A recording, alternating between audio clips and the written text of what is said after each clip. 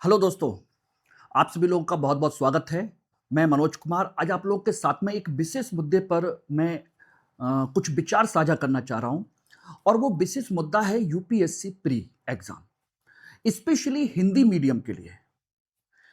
देखिए, सिलेक्शन लेने के लिए यूपीएससी में एक बात अच्छे तरीके से हम आप जानते हैं कि 3 स्टेज हमको क्रॉस करनी होती हैं, तीनों स्टेज हमको पार करनी होती हैं। लेकिन पिछले कुछ समय से हम देख रहे हैं, कई सालों से, कि हिंदी मीडियम जो है, वो लगातार उनकी संख्या जो है, एक स्टेबल पोज़ीशन पर बनी हुई है, काफ़ी कम है। उसका सबसे बड़ा कारण कारण पता है क्या है? उसका सबसे बड़ा कारण है कि उनका प्री एग्ज़ाम पास ना हो पाना। यानी कि पहली स्टेज में ही बहुत सारे स्टूडेंट का बाहर हो जाना। और जब बहुत सारे स्टूडेंट पहले ही बाहर हो जाते हैं तो गिने-चुने लोग मेंस में पहुँचते हैं। फिर कुछ वहाँ से बच जाते हैं तो किसी तरह इंटरव्यू में पहुँचते हैं और इंटरव्यू में पहुँचते हैं तो कुछ एक रिजल्ट ही आपके पास आते हैं। जबकि अभी अगर हम बात करें तो पहले जिस समय हिंदी मीडियम बहुत रिच हुआ करता था, 3rd रैंक तक हिंदी मीडियम से आई है और उस समय सोचिएगा 100, 150, 200 स्टूडेंट यूँ ही हिंदी मीडियम के पास हो जाया करते थे। कारण था कि प्री बहुत संख्या में बच्चे पास करते थे। जितने ज़्यादा प्री पास करेंगे समझ लीजिएगा कि मेंस में उतने ज़्यादा अपीयर होंगे और मेंस में जितने ज़्यादा अपीयर होंगे इंटरव्यू में ज़्यादा पहुँचेंगे, रिजल्ट भी ज़्यादा आएगा।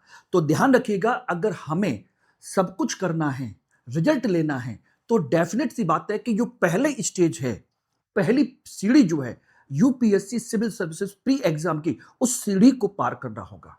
और मैं आप लोगों से इसी पे मैं पिछले कई सालों से लगातार फोकस कर रहा हूं कि बेटा सब कुछ करो लेकिन प्री पहले पास करने की तैयारी करो।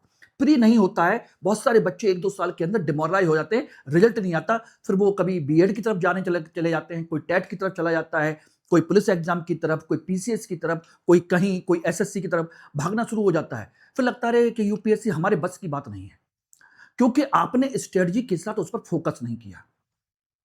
इसलिए मैं आज इस मुद्दे पर चर्चा कर रहा हूं क्योंकि ये पहली स्टेज है और इस पर फोकस करना बहुत जरूरी है।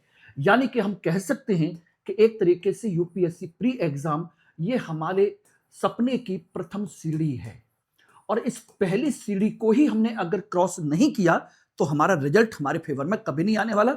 चाहे कितना भी मेंस पढ़ लीजिए चाहे कितना भी इंटरव्यू की तैयारी कर लीजिए, ऑप्शनल तैयार कर लीजिए, कुछ भी कर लीजिए, आपका रिजल्ट नहीं आएगा, डेफिनेट सी बात है नहीं आएगा।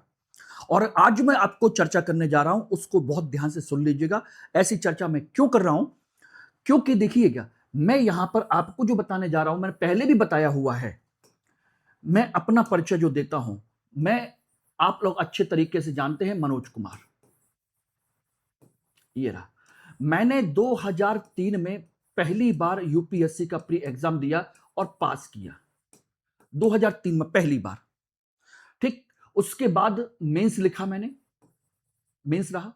2005 में मैंने फिर दिया, फिर प्री क्वालिफाई किया और मेंस नहीं बल्कि इंटरव्यू भी दिया, इंटरव्यू तक पहुंचा।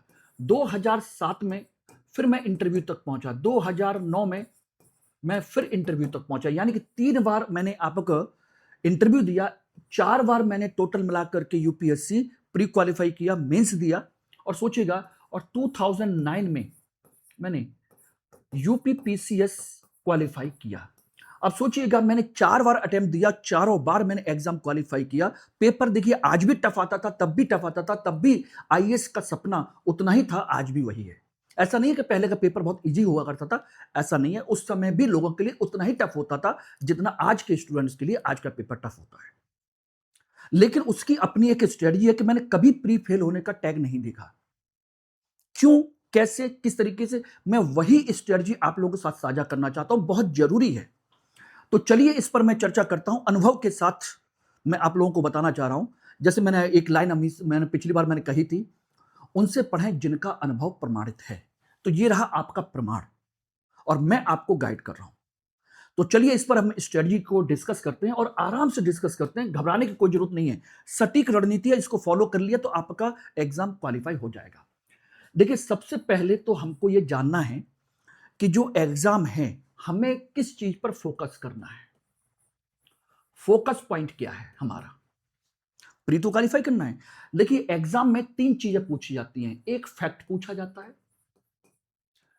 दूसरा आपका कॉन्सेप्ट पूछा जाता है, एनालिसिस कॉन्सेप्ट पूछा जाता है, और तीसरा अप्लाइड फॉर्म पूछी जाती है। अप्लाइड यानी कि जिंदगी में इससे आपने क्या सीखा, विश्लेषण, तथ्य और उसका अनुभव, ये सारी चीजें। लेकिन इसमें से अगर मैं बात करूं तो ये दोनों जो चीजें हैं ये आपके प्री के लिए हैं, और ये तीनों चीजें जो हैं ये आपके मेंस के लिए हैं। ये रही तीनों का कॉम्बिनेशन है, यानी कि इन तीनों पर फोकस करोगे तो आपका मेंस क्वालिफाई होगा, इन दो पर फोकस करोगे तो प्री क्वालिफाई। अब प्री के लिए किन किन चीजों की जरूरत पड़ती है वो आप समझ लीजिएगा, ध्यान रखना। प्री के लिए हमें फैक्ट कितना चाहिए यह भी आपको पता होना चाहिए। फैक्ट चाहिए लगभग 30 to 40%, यानी कि हमें 100% फैक्ट की तरफ नहीं जाना है। और कंसेप्ट जो हमको चाहिए, कंसेप्ट वो चाहिए हमको आपके कह लीजिए तो 60 to 70%। बाकी अप्लाइड पोर्शन यहां पर नहीं पूछा जाता, कुछ भी नहीं पूछा जाता, पहली बात।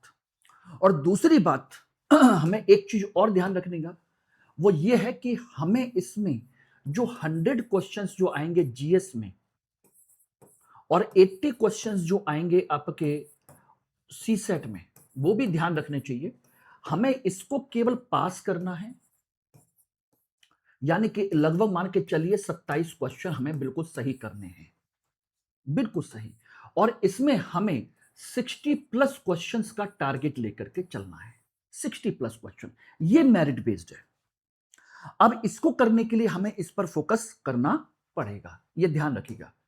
तो 60-70% कॉन्सेप्ट और 30-40% फैक्ट, ये हमें इस चीज पर फोकस करना है। तो 100% फैक्ट की तरफ नहीं जाना है, 100% कॉन्सेप्ट की तरफ नहीं जाना। अगर आप मेंस की तैयारी करते हैं तो कॉन्सेप्ट में चले जाओगे और फैक्ट बहुत कम रह जाएगा।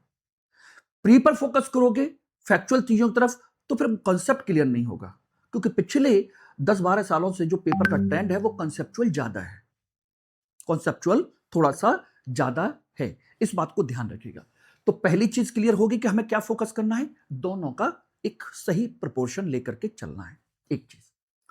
दूसरी चीज हमारी स्ट्रेटजी, हमारी सही रणनीति। मैं देखिए रणनीति में दोनों पर बताऊंगा, मैं रणनीति बात करूंगा जीएस पर भी और मैं बात करूंगा सी सेट पर भी, दोनों पर। इसमें आपको मैं पहले में सीसेट में बता देता हूं, क्योंकि सीसेट में बहुत सारे स्टूडेंट हिंदी मीडियम में फेल हो रहे हैं, हिंदी मीडियम में बहुत सारे स्टूडेंट फेल हो रहे हैं, इसलिए मैं पहले सीसेट के बारे में आपको बता देता हूं कि देखिए अभी से लेकर के दिसंबर तक, यानी कि अगर कोई भी व्यक्ति 2028 में एग्जाम देना चाह रहा है तब तो सोचिए तब भी, और 2027 में देना जा रहा है तब भी, ये ध्यान रखिएगा। एक चीज समझ लीजिएगा कि दिसंबर तक 2027 वालों के लिए और 2028 वालों के लिए भी यही कंसेप्ट है, दिसंबर 2027 तक, ये समझ लीजिए। इसमें आपको कुछ नहीं करना है, वीकली आपको 2 से 3 घंटे आपको प्रैक्टिस करनी है, 2 से 3 घंटे। मैं पहले सबसे पहले इस पर बात कर रहा हूं, फिर मैं बात करूंगा जीएस को लेकर के। 2 से 3 घंटे, और इसमें भी आपको 3 चीजें फोकस करनी है और आराम से प्रैक्टिस करिएगा। एक आपके देखिए कॉम्प्रीहेंशन, कॉम्प्रीहेंशन जो है, दूसरा रीजनिंग, और तीसरा आपका बेसिक मैथ। ये रहा 3 चीजें हैं जिन पर आपको प्रैक्टिस करते हुए चलना है वीकली। अगर आपने नहीं किया, और इसमें एक चीज और ध्यान रखना, इसमें पहले आपको फर्स्ट स्टेज पर इसमें सभी चीजों को रीड करना है, कंसेप्ट क्लियर करना है, कंसेप्ट क्लियर करना है, और साथ के साथ थोड़ी सी प्रैक्टिस भी करते जाना है, थोड़ी सी प्रैक्टिस। और सेकंड स्टेज जो होगी लास्ट 6 मंथ, ध्यान रखिएगा, लास्ट के 6 महीने, एग्जाम से 6 महीने पहले आपको इसमें केवल और केवल रिवीजन, यानी कि टेस्ट देना है, प्रैक्टिस करनी है, बस टेस्ट और प्रैक्टिस, यानी टेस्ट सीरीज के थ्रू इसकी प्रैक्टिस करते जाना है, जितना मैक्सिमम कर लोगे, और वो डेली होगा फिर, ये डेली होगा। अभी क्या है, आपको ये जो करना है फर्स्ट स्टेज में, ये वीकली लेकर के चलना है। तब तक सारी चीजों को सीख लीजिए। तो मैंने सीसेट में आपको मैंने ये बता दिया। ये रहा। अब बात करते हैं जीएस को लेकर के, जो सबसे इंपॉर्टेंट पोर्शन जिससे मेरिट बननी है। देखिए, इसमें दो तीन चीजें हैं जो आपको ध्यान देने की जरूरत है, और बहुत अच्छे तरीके से। क्या आप जानते हैं कि कंप्लीट जीएस के आप मास्टर बन सकते हैं? कंप्लीट जीएस के नहीं। तो देखिए, आप समझ लीजिएगा कि पूरा जीएस आपके होल्ड में नहीं हो सकता। पूरा जीएस आपके होल्ड में नहीं हो सकता, यह बिल्कुल सत्य है। लेकिन हमें 60% 60 क्वेश्चन से ऊपर सही करके लेके जाने हैं, तो हमें वही स्ट्रेटजी अपनानी होगी।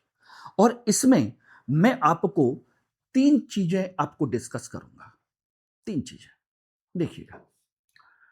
इसमें हम अपने सब्जेक्ट को तीन कैटेगरी में डिवाइड कर रहे हैं। मैं पहले दो कैटेगरी बताता था, लेकिन अब मैं तीन कैटेगरी डिवाइड कर रहा हूं, जिसको आप कह सकते हो, ठीक है ना, जिसको कह सकते हो, या मैं कहूं तो दो भी कह सकते हैं। देखिए, फर्स्ट कैटेगरी जो है आपकी, वो है स्टैटिक सब्जेक्ट की। स्टैटिक सब्जेक्ट जिसमें आपकी देखिए पॉलिटी है, ज्योग्राफी है और हिस्ट्री है। हिस्ट्री एंड कल्चर, ये रहे, ये तीन, ये फर्स्ट कैटेगरी है। और इन तीनों को मिला दिया जाए तो लगभग 10 क्वेश्चन आपके यहां से, ज्योग्राफी के 15 से लेकर के 20 क्वेश्चन यहां से, पॉलिटी के 15 से लेकर के 20 क्वेश्चन यहां से। यानी कि कुल मिलाकर के देखा जाए तो आराम से कह सकते हो, तो आपके 40 क्वेश्चन के लगभग आपके यहां से आते हैं। 40 क्वेश्चन, ठीक। दूसरी कैटेगरी है आपकी, सेकंड कैटेगरी, वो है आपके डायनामिक, यानी करंट बेस्ड डायनामिक सब्जेक्ट की। ये रही डायनामिक सब्जेक्ट, जिसमें आपकी आती है इकोनॉमी, प्लस आपका आता है एनवायरमेंट, प्लस आता है आपका साइंस एंड टेक्नोलॉजी। ये रही तीन चीजें। और इन तीनों को मिला दिया जाए तो मान के चलिए कि 10 से 15 क्वेश्चन आपके यहां से, 10 से 15 क्वेश्चन आपके यहां से, और लगभग 15 से 20 क्वेश्चन आपके यहां से। कुल मिलाकर के यहां से भी देखोगे तो 40 से 45 क्वेश्चन आपके यहां से आते हैं, टोटल मिलाकर के 40 से 45। और तीसरी जो कैटेगरी है, वो है आपकी थर्ड कैटेगरी, जिसे हम कहते हैं, वो है आपका करंट अफेयर्स। और इस करंट अफेयर्स में से बहुत सारी चीजें तो देखिए इसमें भी आएंगी, इसमें भी आएंगी, इसमें भी आएंगी, इसमें भी आएंगी, कुछ करंट अफेयर्स, ऐसी बात नहीं है। और जो टिपिकल करंट अफेयर होगा वो 10 से 12 क्वेश्चन होंगे, ऐसे करंट अफेयर जो इनमें को कहोगे कि सर ये इनमें से नहीं है, अलग ही है, तो मिसलेनियस वाला करंट अफेयर अलग कर देते हैं। बाकी करंट अफेयर इन्हीं से जुड़ा हुआ है। तो हमें करंट अफेयर तो पढ़ना ही पढ़ना है। देखिए, करंट अफेयर अगर हम बात करें तो डायरेक्ट जो क्वेश्चन आएंगे, प्रत्यक्ष तौर पर डायरेक्ट, वो आएंगे 10 से 12 क्वेश्चन।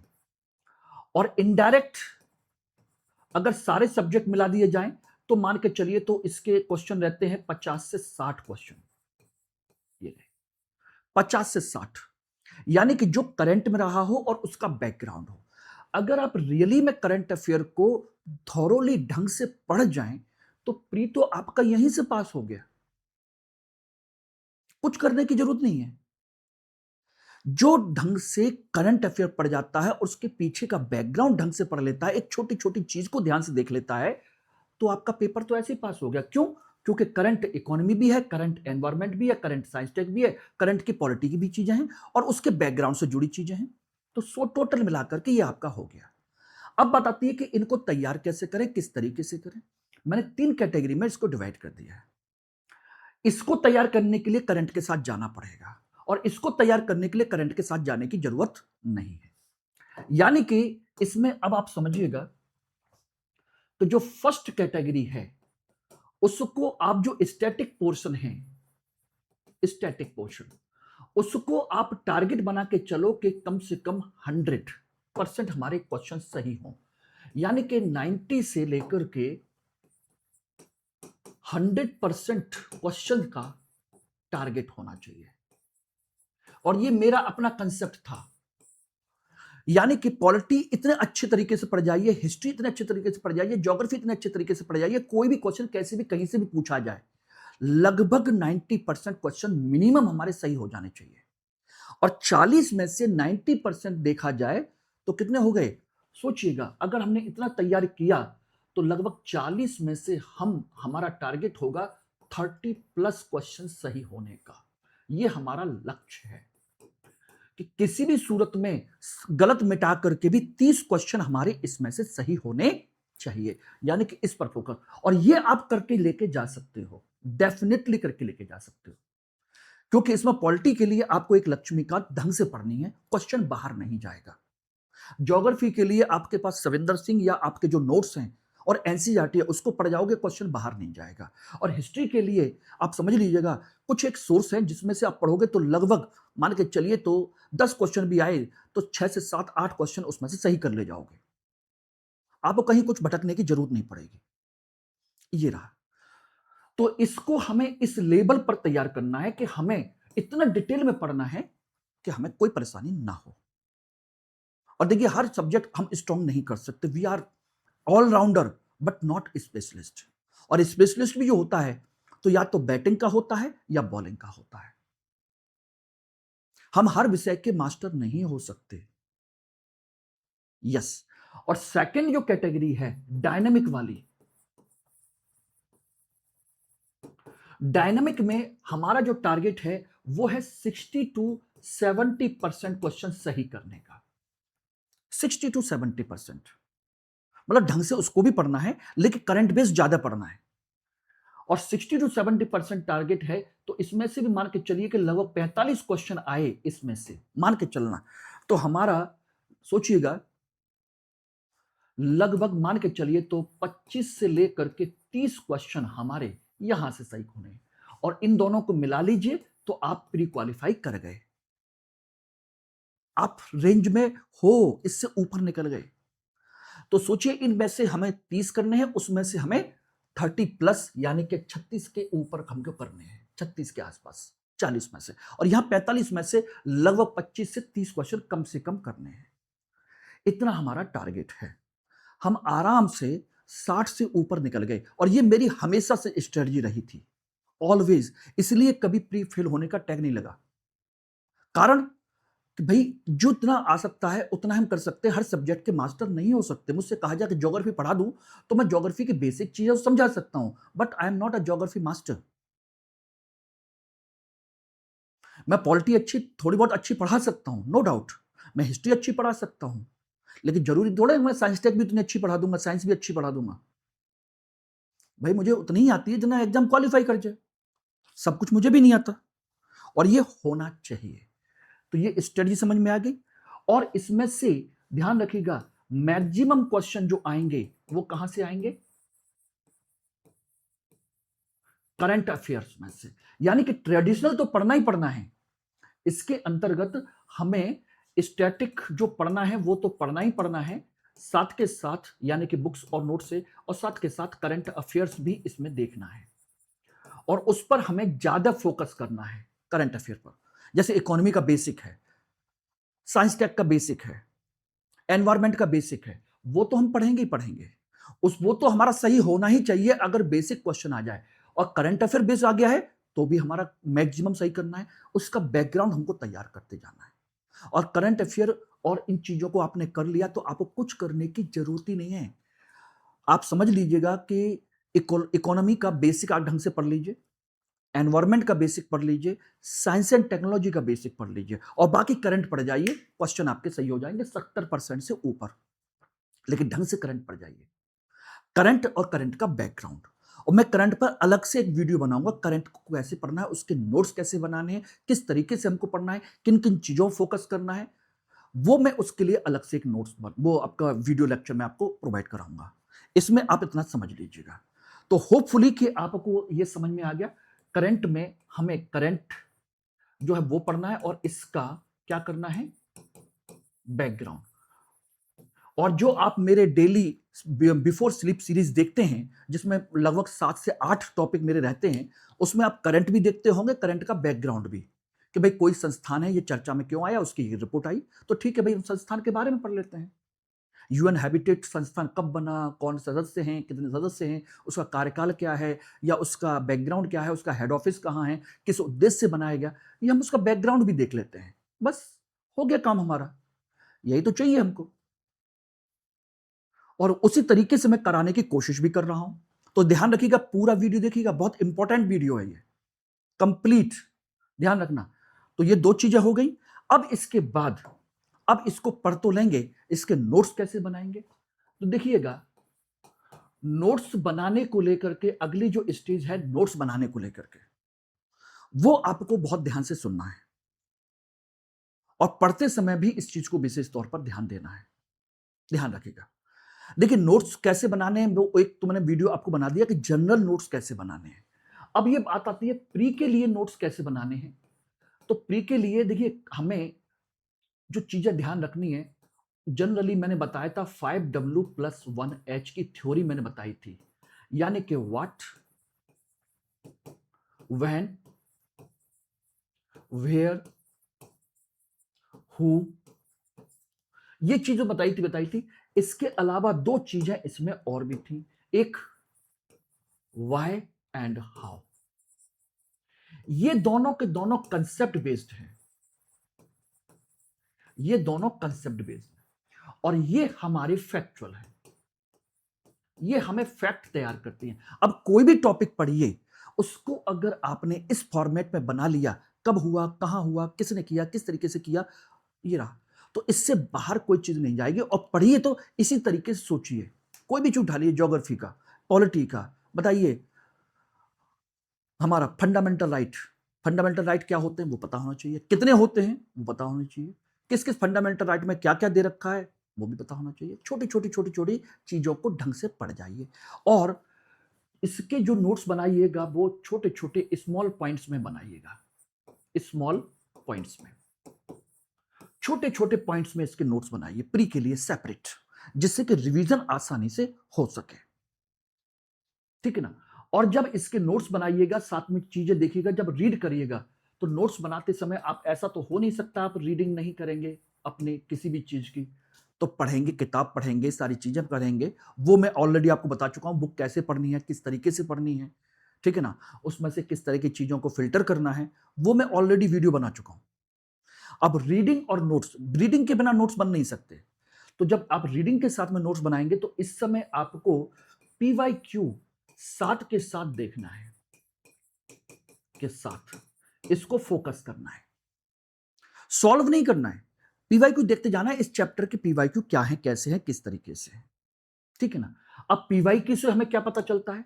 PYQ से हमें पता चलता है उसके टॉपिक की डेप्थ कितनी है, इससे हमें डेप्थ पता चलेगी कि किस टॉपिक को कितनी गहराई में पूछता है, तो हम उसी गहराई में और पढ़ने की कोशिश करेंगे और उसी तरीके से उसके पॉइंट्स बनाएंगे, ठीक है ना। हमें इसके स्टेटमेंट के बारे में पता चलता है कि वो स्टेटमेंट कैसे बनाता है, यूपीएससी स्टेटमेंट कैसे बनाता है, यानी कि इससे हमें ये आइडिया लगेगा। बात समझ गए नहीं? तीसरा, हमें एक चीज और पता चलेगी, ट्रैप करना, ट्रैप करता है यूपीएससी, कहां पर पूछता है कि कहां गलत है, कहां गलत नहीं है, कहां सही है, कितने सही हैं, कौन कौन से सही हैं, ठीक है ना। इस तरीके के क्वेश्चन, वो ट्रैपिंग पोजीशन हमको पता चलेगी उन पीवाईक्यू के देखने से। अच्छा, इस क्वेश्चन में ऐसे पूछता है, अच्छा इस तरीके से पूछता है, तो हमको भी जो पढ़ रहे हैं उसमें भी हमें पता होना चाहिए, हम उसी तरीके से इसको देखें, उसी तरीके से उसको हम समझें। अच्छा, इसमें ऐसे पूछा गया था, अच्छा इस पर एक क्वेश्चन ऐसे आया था और इस तरह से पूछा था, मतलब ये वाला पॉइंट था, ओके। अब ये इस बार पूछ लिया है, तो अब दूसरा और कैसे बन सकता है, ये ऐसे, तो यानी कि उस पर सोचना ज्यादा है, ठीक है ना। ये रहा, तो ये 3-4 चीजें हमको इससे आइडिया लगेगा कि वो कैसे हमको फंसाता है, कैसे गलत करवाता है, स्टेटमेंट कैसे बनाता है और कितनी गहराई में हमसे किसी टॉपिक को पूछता है। ये हमें पीवाईक्यू के साथ चलेगा। तो पीवाईक्यू के साथ आपको रीडिंग करनी है और अपने छोटे छोटे पॉइंट्स बनाने हैं, ठीक, ये ध्यान रखिएगा। चौथी चीज इसमें और ध्यान रखनी है, चौथी चीज जो है वो ये है कि सोर्सेस कितने हमारे पास होने चाहिए, किस तरीके से होने चाहिए। तो देखिएगा, आपका अपना एक नोट्स होना चाहिए जो आपने बनाया है। जो कुछ पढ़िए उसी नोट्स में ऐड ऑन करते जाइए, उसी रजिस्टर में ऐड ऑन करते जाइए, ये भी मैंने आपको बताया था। साथ के साथ इसके लिए एक बेसिक बुक होनी चाहिए, एक बेसिक बुक, इससे ज्यादा नहीं होनी चाहिए, उसको बार बार पढ़िए तो कंसेप्ट क्लियर हो जाएंगे।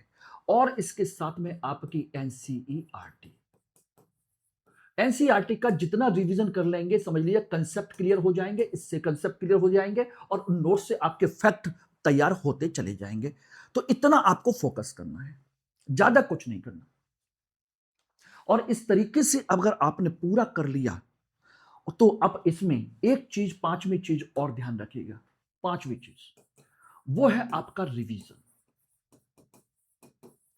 और रिवीजन आपको दो बार करना है, एक अभी से लेकर के अभी से, इसमें एक दिन का, 1 डे, 1 वीक और 1 मंथ का कंसेप्ट लेके चलना है। जो भी पढ़िए उसको आप 24 घंटे में रिवाइज करिए, 1 वीक में रिवाइज कीजिए और 1 मंथ में रिवाइज कीजिए। एक तो ये चलना है। साथ के साथ जो भी नोट्स बनाएंगे, जो कुछ भी करेंगे, अब चाहे किसी से पूछो, अपने आप से पूछो, कैसे भी सोचो, आंख बंद करके सोचो, कुछ भी करो, फैक्चुअल उसकी लिस्ट बनाते जाइए। नेशनल पार्क की लिस्ट बनाइए, उनको सोचिए, किसी से पूछिए कौन सी प्लेस कहां पर है, पूछिए, डिस्कशन कीजिए। लेकिन जब तक शांत नहीं रहिए तब तक कि आपका सारी चीजें आपकी क्लियर ना हो जाए। कोई यारी दोस्ती नहीं, सिर्फ और सिर्फ डिस्कशन। और दूसरा रिवीजन करना है आपको कब, इसको वो करना है लास्ट के 6 मंथ, लास्ट के 6 मंथ्स में, यानी कि जनवरी से लेकर के मई तक मान के चलिए एक तरीके से। और लास्ट के 5 से 6 महीने इसमें केवल और केवल रिवीजन। इसमें आपका पीवाईक्यू चलेगा, इसमें एमसीक्यू की प्रैक्टिस चलेगी, सब्जेक्ट वाइज टॉपिक वाइज होगी, प्रैक्टिस चलेगी। और तीसरी आपकी चलेगी टेस्ट सीरीज। टेस्ट सीरीज उस समय इस पर टेस्ट सीरीज करिए, यानी कि रिवीजन करना है, रिवीजन के साथ में पीवाईक्यू को प्रैक्टिस करते जाना है। और एमसीक्यू की अगर कोई सीरीज मिल जाती है, कोई कोचिंग देती है कि भाई सब्जेक्ट वाइज इसके इतने एमसीक्यूज हैं, तो उनको प्रैक्टिस करते जाइए और उसके बाद टेस्ट सीरीज दीजिए वीकली, कि ये रहा, या 3 दिन में एक टेस्ट प्रॉपर तरीके से। और इस तरीके से अगर आपने फॉलो कर लिया तो सोचिए, मैंने 5 से 6 पॉइंट आपको बताए हैं, उन 5 से 6 पॉइंट्स में आपका इतना करने के बाद में कभी आपका प्री नहीं रुकेगा। ये मुझसे लिखवा लीजिए, ये नहीं रुकेगा। अभी से दिसंबर तक 2027 वालों को पूरा प्री पर फोकस कर जाना है, अपने नोट्स बनाने हैं, सब्जेक्ट को इसी तरह से तैयार करना है कि हमें कितने पर 100% ग्रिप करनी है, कितने पर हमको 60-70% ग्रिप करनी है, किन चीजों को करंट वेज पढ़ना है और किन चीजों को हमें स्टैटिक पढ़ना है। ये रहा पूरा, उसी तरीके से कवर करिए, एग्जाम आपका निकलेगा। और बताइएगा कि ये स्ट्रेटजी कैसी है, क्योंकि मैंने तो इसी तरह से पास किया था, मेरे साथ के लोगों ने इसी तरीके से पास किया था। हम लोग सब इतने इंटेलिजेंट नहीं है कि भाई सब कुछ पढ़ करके हम टॉप कर जाएं। हमें पास करना है, टॉप नहीं करना। इतना करिए, ठीक है। चलिए, थैंक यू वेरी मच।